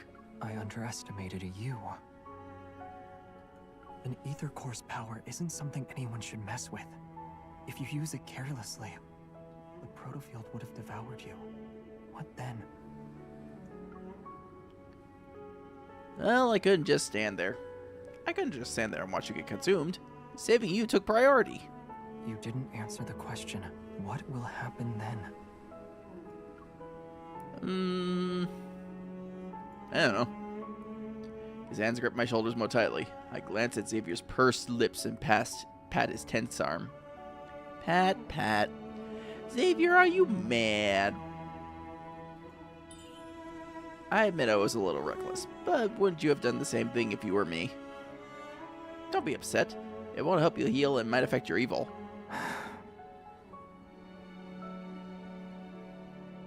He's a little pouty baby. Reasons, but you never listen to me. I will next time. I poke his face again and again until he reveals a helpless smile. He takes the bandages beside him, quickly wraps it around his arm a couple times, then stands up. The energy fluctuations around us have only temporarily subsided. They could spike again at any moment. And Soren is adding fuel to the fire. We need to get out of here before he makes his next move. While you were still unconscious, I used my evil to scout the area. This protofield does more than just devour power. I can't find its boundaries at all. It's like a space where if you shout, there won't be an echo. Don't worry. After getting his bearings, Xavier leads me deeper into the forest. The protofield's environment was based on my memories. So there might be something that can help us leave. I've never heard of a wanderer that could invade and read people's memories before. Or does this wanderer's connection with the Aether Core make it different? There's also the possibility that Soren made some modifications to it. Damn it, Soren. After a brief silence, I carefully choose my words before speaking. Soren, he used to be your ally, right? It was a long time ago. In a galaxy far, far away. The light blade slices through several overgrown branches to clear a path. It dissipates into shimmering specks of light. He changed his appearance and hid his evil. He needs to hide his secrets and also be in a position to strike me down if needed. I immediately remembered the perilous moments I faced with Xavier. When we first met at the abandoned research base with the Luminivores and the robots watching us at Azure Square, he sent them? Maybe. Xavier holds out a small light as if sensing something. He releases it and lets out a dry laugh. This forest. It's a trap clearly designed for me. This can only be his doing. It's made for me! He really seems to know you well, but he also hates you. Recalling the conversation I heard, I hesitate for a second. Did something happen in this forest? Is that why you're afraid of it? Moonlight gently falls, softening Xavier's features into a blur. Then I hear his voice again. Rather than what's already happened, I'm more afraid of what might come in the future. But right now, you terrify me the most. Scary MC-chan. You used the power of the Aether Core this time. I'm worried about what you'll do next. What I've done can't get me compared to your actions. Why don't you tell me what you did in the past?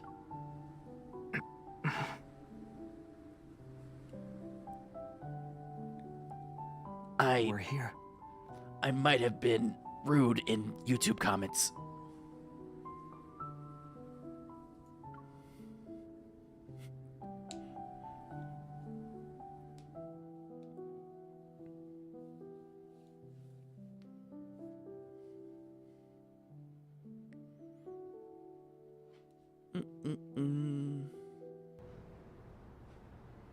I am being sent stuff by my mother. Number 10! We're almost the way. Oh, Jesus Christ. Did not mean to yawn that much. Sorry, guys.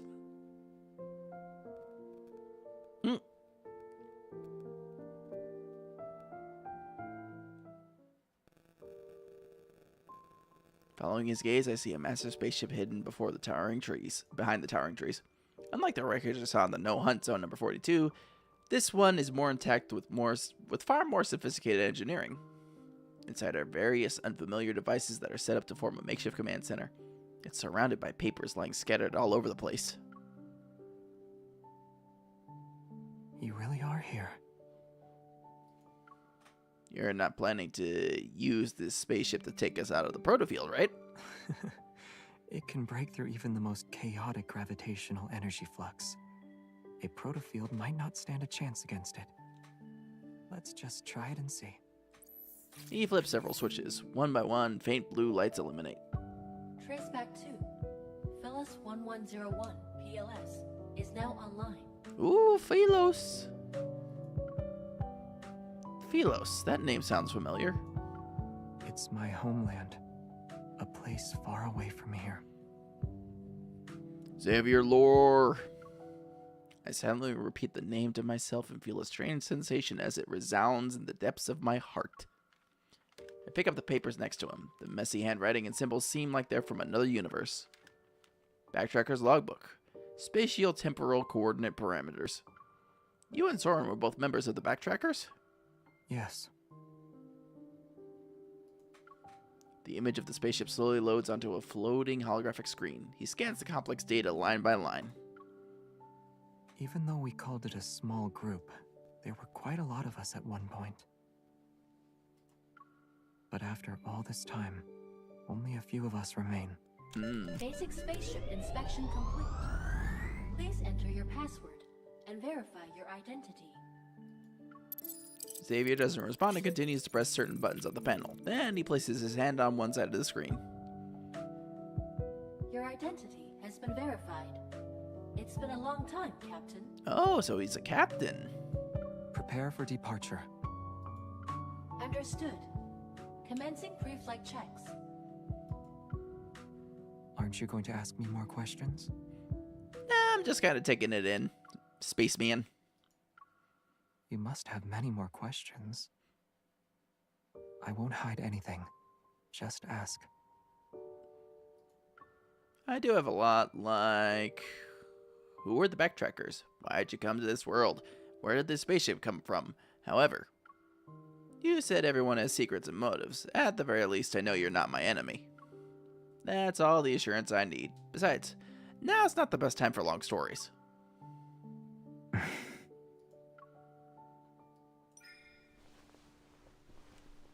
But let me say this first. This doesn't mean I won't ask you more questions later. Once we're out of this mess, you're going to tell me everything. Slowly. And in great detail. I'm okay with that. Yeah, you better be, buddy. Satisfied, I nod. When I step back, my hand accidentally flips the switch. Oh, we just blew everybody up.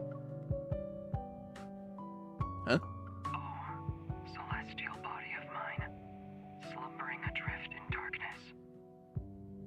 That voice, Xavier. Guys, I believe we found Xavier's poetry reading. He's only into it lightly. Which never heeds the whispers of life. Xavier, that's you, isn't it? A pair of hands covers my ears before the words can finish. It's not me. Totally not. Really? No. Then why can't I listen to it? Mm. Seeing his ears turn red, I can't help but chuckle. I pat the arm resting across my face. Alright, it's someone else, or maybe the spaceship misses its captain so much that it's imitating your voice for fun. Yes, I agree. It's something like that. You joke, but that's literally one of his ASMRs.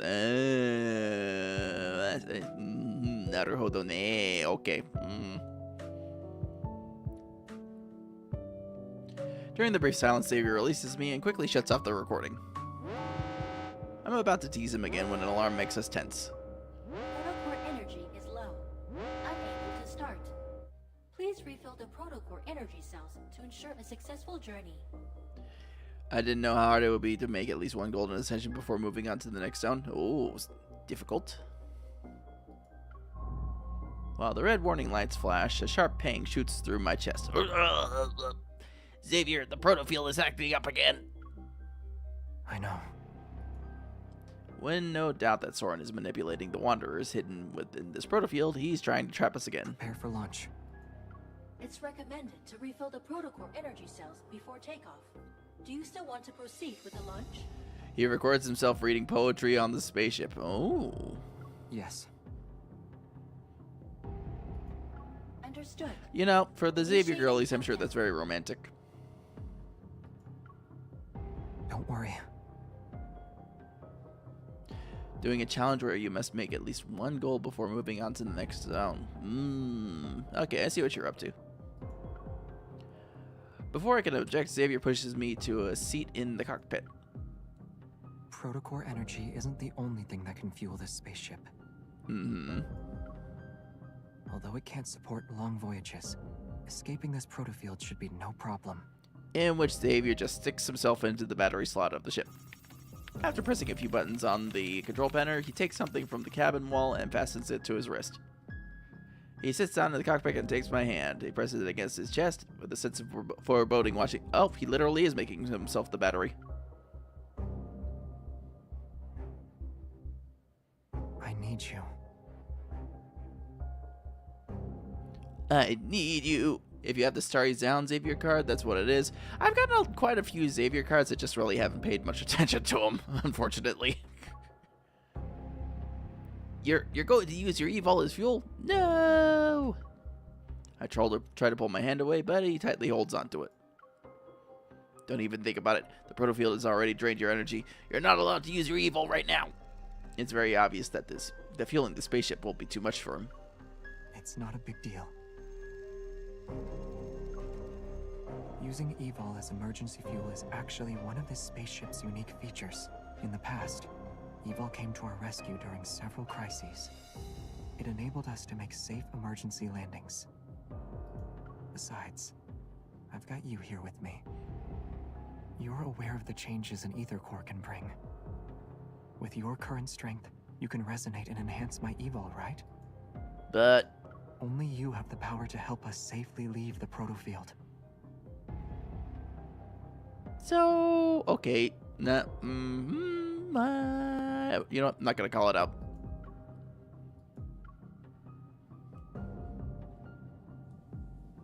Trust me. Trust me. He cups my cheek with his other hand. With a soft voice, he makes a promise to me. Your power will keep me safe. Counting down. 10, 9, 8, 7. My heartbeat races. Whether it's because of our current circumstances or the intensifying energy fluctuations, the pain in my chest grows sharper. Amid the blurring alarms, the spaceship begins its final countdown. The flickering lights spiral into chaos. Xavier looks at me, his expression calm as it always is. He's waiting for me to respond. Alright, let all your power flow through me. I'll keep you safe, I promise. I know.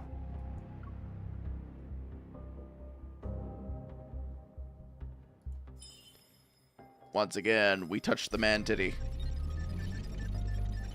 For great justice.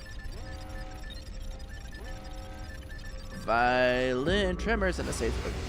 Wait, that's even go us. After countless voyages throughout the boundaries of space, the spaceship plunges into the unknown once more. Chaotic energy crashes into the spaceship. The air current instantly tear apart the scenery outside the porthole. I hear a high-pitched whistle. Whoa! Whoa! Oh no! Brr. You got me off guard, whatever. God damn it.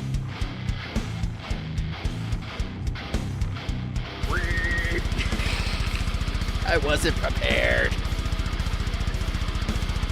Sorry, everybody's ears. Okay, hang on. I gotta make sure that is there. Okay, we bring that down just a little bit so we're not blasting everybody's ears.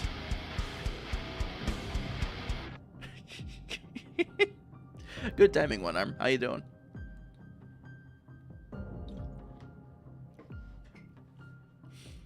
As chaos envelops my vision, only one warm force stays tightly connected with me. It flows steadily from my hand and gradually covers the world in dazzling light. It overwhelms my senses. In my defense, I thought it was a Do the Roar from Shrek 2. I thought about including that clip in there, actually, for that. It's kind of a rotating thing I got. I just wasn't vocally ready to actually go or something like that, you know? But then, weird. It feels like something is suppressing Xavier's evil, or preventing a complete resonance. Keep going. I also see I like my cursed knowledge from earlier today. Yeah. Liked. Liked is a word for it.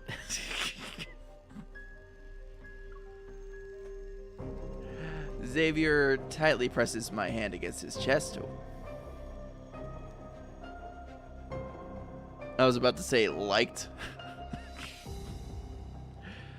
Zevi, did he present that cursed knowledge too?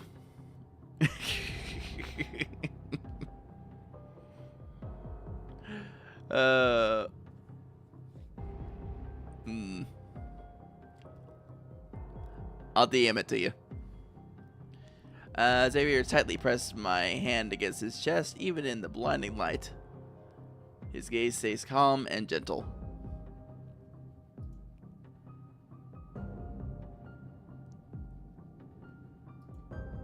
Hang on, I'm gonna get that sent over to Sevi.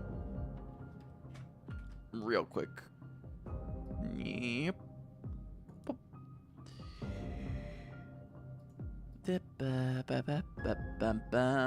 Sevi should be a recent thing. Yes, he is. There they are. And bump.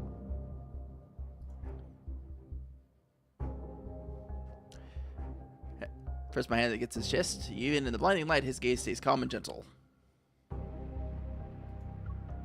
I grit my teeth and forge that power into a sharp blade. Slowly but surely, it cuts through the invisible barrier along with the spaceship. Shaking my head. Yep. Space itself is ripped open, which creates tremendous energy fluctuations and tremors. In the distance, a massive shadow looms. At last, we forced it to show its true form. Are we going to have a combat scenario where we're inside a spaceship? That would be cool. Ready. It's time to deal the finishing blow. It would be cool if we did spaceship combat.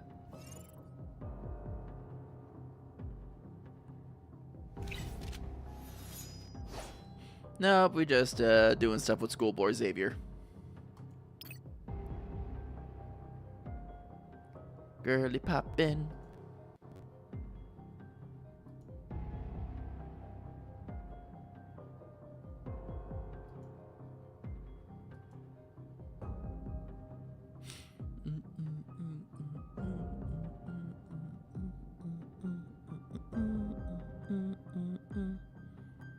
Game Bliss, please stop being slow.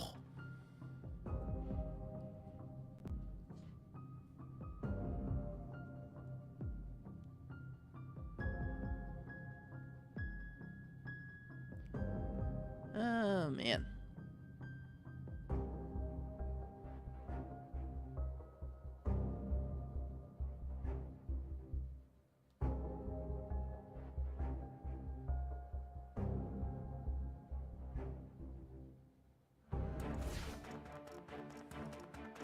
Isn't this place more interesting than school? This one might be a handful. Do you remember the techniques when the enemies are weak? Now's our chance. Keep up the momentum. Watch out. You won't escape. Alright, come on. And Steady now. We can do this. Now, time to I'm play okay. our favorite little Let's take game. it down first. See if the auto careful not to controls get put us into Right. any Shine dumb down upon situations. here I come. Pay attention, it's time. You're The enemies are weak. Now's our chance. Bring it on. I am not afraid. I'm not Step back. afraid. Da, da, da, da, da, da.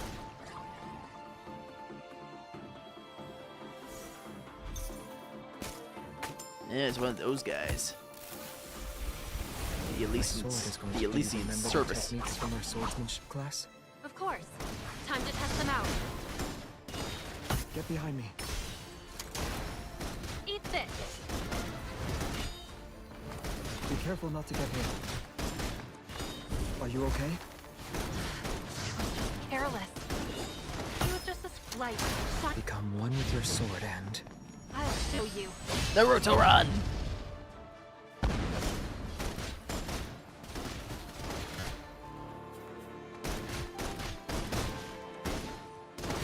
Just let him fight. Da, da, da, da, da, da. It's time. Here we The go. enemies are weak. Now's our chance. I'll forge a new sword with your prototype. One day, I really wanna hope escape. they come with their own Right. individual plan for Watch this out. game It's rather getting than better. running it on an emulator. That'd be nice. That'd be nice, chat.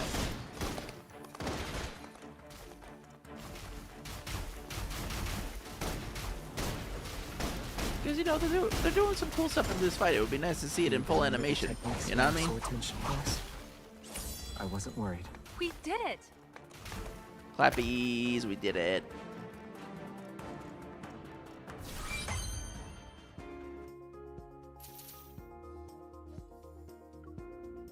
We did it.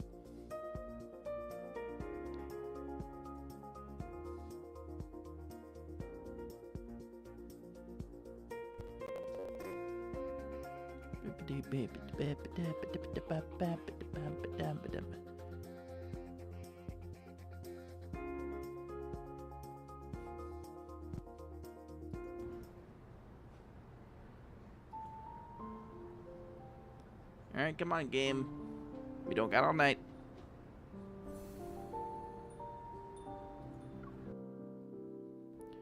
Alright, we're at number 12. I think this is close to the end. I hope. I hope.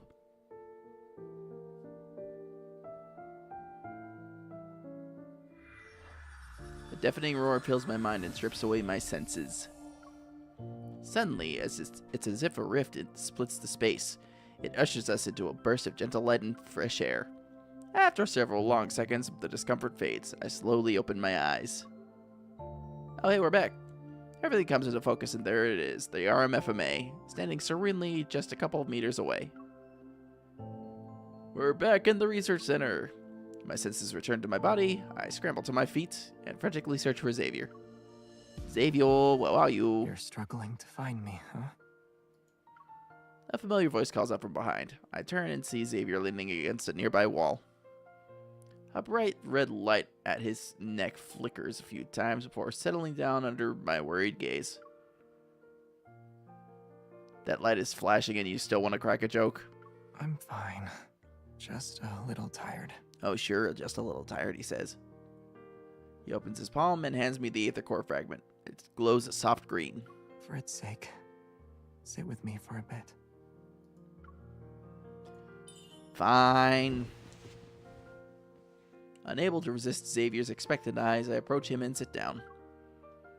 I already sent the collected data and our coordinates back to HQ. The police will also be involved.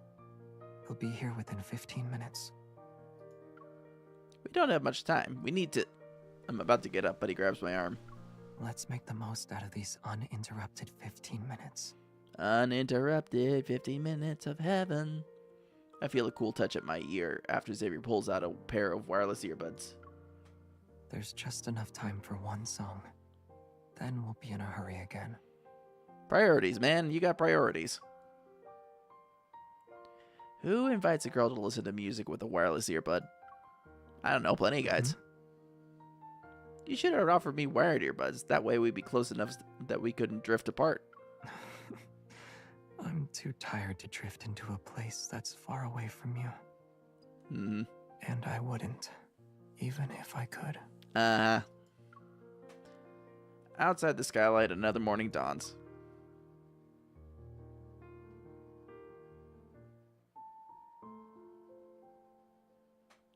As Xavier expected, updating the intel and what happened on campus is tough as tracking down the Wanderer. After leaving the Prestari University, Xavier unsurprisingly retreats to his bedroom. Meanwhile, I return to the association with the Aether Core fragment. After a brief mission report, Captain General warns me about our recklessness, but also commends us for successfully completing the mission. With the orders to return home and rest, I time my visit to line up with Xavier's recharging period. I bring supplies to the 6th floor. After several rings, Xavier finally opens the door, his hair all tousled. You're finally back. I don't know, man. That doesn't look any more tousled than it usually is. You look like you just woke up. Why are you speaking as if you've been waiting for a while? Well, you just saw me. How can you tell I haven't been waiting long? He effortlessly reaches behind me and takes the plastic bag. It felt like forever. Now you're just being all baby, aren't we? I slip on my slippers and head to the living room. Xavier is already intently unpacking the bag full of food next to the coffee table. He pulls out 2 boxes from the plastic bag and removes their packaging. Is this from that store downstairs at the association? You went back there? Maybe. You needed to recharge, so someone had to return the Aether Core fragment, right? Right. Thanks, partner. Oh, Captain Jeddah wanted me to relay a message to you. What is it? With mashed potatoes still in his mouth, Xavier looks up while the spoon is held between his lips. It's a warning. She said if you deliberately put her team member in danger again, she won't let you off the hook. Got it. I'll remind her about settling the other 5 verbal warnings she gave me. He's going for an all-time record. In that brief silence, Xavier lowers his gaze and eats his mashed potatoes 1 spoonful at a time. Did Prestara University say anything? Surveillance and witness protection are ongoing, but we still haven't found Soren. If we haven't found him by now, chances are we never will. He just got out of there. He casually talks about it, but his words carry a mixture of indiscernible emotions. I decided not to dwell on it. You don't know where he's gone either? Nope. As I reflect upon everything, the vague, tangled clues pile up and cast a large shadow behind the clear image of Soren. Getting out of this precarious situation unscathed isn't something he could accomplish on his own. Only a few groups could pull that off. Who's supporting him? After finishing a box of mashed potatoes, Xavier retrieves a stack of documents and a sealed bag from under the coffee table. Inside the sealed bag is a tiny button-sized device. I can't help but pick it up. What's this? Ulysses found it at the research center. He urgently sent it over. Initial tests show it has a radio frequency chip that can resonate with metaflux fluctuations. So this little thing is the culprit behind the RMFA's malfunction, and even the tool Soren used to lure in the Wanderer. Yes. The room falls silent again. I follow the train of my thoughts and speak up. Can you also use that device to recreate a plane of existence and overlap it with the reality? You mentioned earlier that this is something only your people know about. That's right. But you know I don't like illusion stuff. Xavier calmly says. I nod and put the sealed bag back on the table. Who can help him make that? Xavier doesn't respond immediately. Instead, he pushes the stack of documents towards me. Here's the latest analysis and theories based on what we know. It includes a list of groups with similar tech. Go through it, and you'll come to your own conclusions. As always, Xavier doesn't explain. It's as if he's already at the finish line with the answers. He's quietly waiting to see if I'll join him or choose a different path. However, I'm not content with following his lead this time. I place my hand over his and stop the documents he's pushing towards me in their tracks. I'll read these. Later. Xavier, I'd rather trust what you have to say right now. After a brief pause, Xavier purses his lips and finally meets my intense gaze. It's Ever. Ever. Some of the backtrackers are also involved. They know everything you know, and they've had their eyes on you for some time, right? Yes. That makes them our common enemy then. Outside, the leaves rustle as the wind slip in through the gap window. The curtains flutter. My shadow merges with Xavier's, and it feels like the impenetrable door in his heart has opened slightly. This time, we're finally standing on the same side.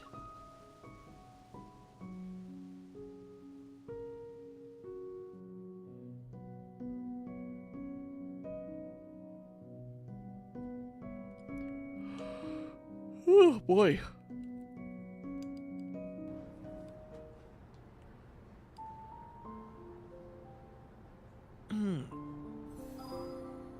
And that is Widowy. All three of those branching paths done. Holy cow. Alright. It is almost 9 o'clock my time, and that's usually about the time I start winding down because I do have an upstairs neighbor I gotta be considerate about, so I think that's a good place to stop for tonight. Come on, click, thank you. Do appreciate you guys hanging out with me tonight and hanging for some extra love and deep space action. We're gonna do our best to try and get an extra time with it as the days go on, because we do want to get caught up to the most recent MSQ and also finish up that, so really appreciate you guys hanging out with me for that. I'm gonna find somebody to raid out to real quick. Let's see who is still live. Let's see who's live right now. Literally right meow.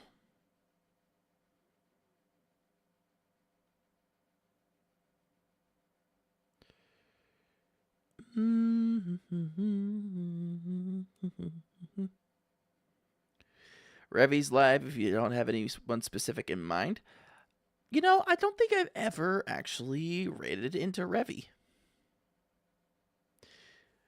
He won't admit it, but he awaits the return of Biker Silas. Honestly, like, Lindsay, if I'm being completely honest, I greatly anticipate the return of Silas because he is just, like, way more direct than the rest of these guys. So, you know, I consider that a breath of fresh air.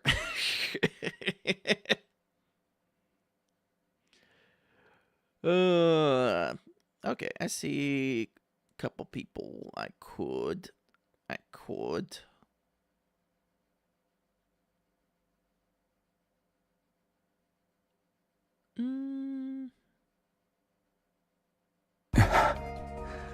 As a tamer, don't be so stingy. Well, okay then.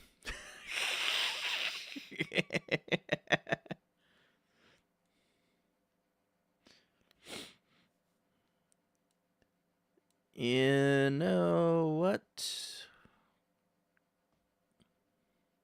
Doesn't this mean you also need to learn how to humble yourself? I don't know what you're talking about. I'm perfectly humble on my own. Okay, that's fine. That's fine, Sevi. I actually have someone in mind. Somebody who actually stopped by early. There's a reason the profits go up every time month there's a silence card.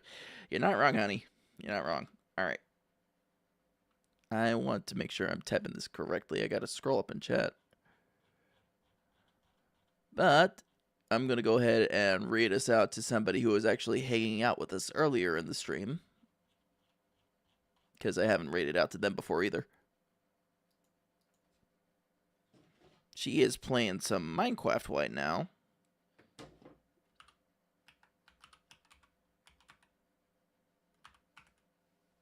So we're going to send you guys on over to one Hephilia VT.